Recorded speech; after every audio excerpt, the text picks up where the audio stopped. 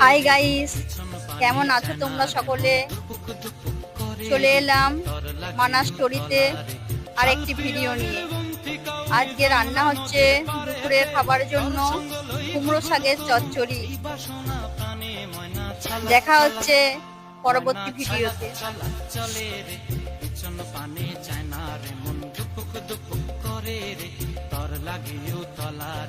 শালপিয়ালির বন্তিকা ওই জংলা নদীর পারে হেতে তোর সঙ্গ লই ঘুরঘুর করুম এই বাসনা প্রাণে ময়না চলা চলা।